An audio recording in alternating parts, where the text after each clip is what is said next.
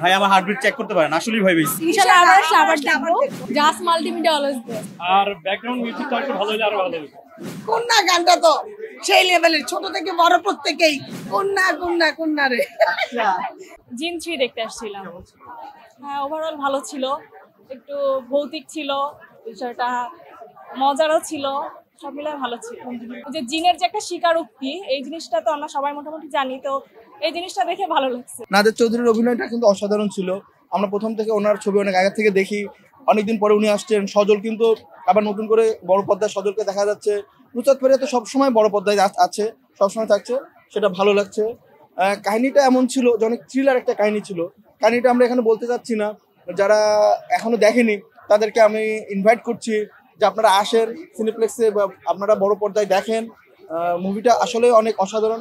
তো জাস মাল্টিমিডিয়াতেই হরর ছবি বেশি আসে। ওভারঅল ভালোই ছিল, আমার মনে হয় যে দর্শকদের কাছে ভালো লাগবে মুভিটা। আর জিন আসলেই তো আছে, এটা তো কোরআন হাদিসে আছে।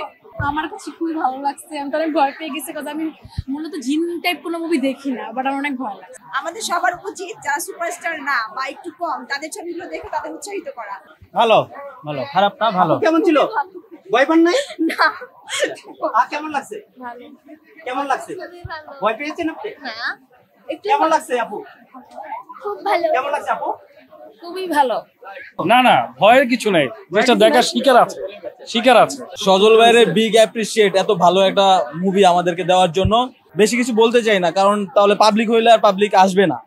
তো সবাইকে বলতেছি যে হলে এসে জিন দেখুন।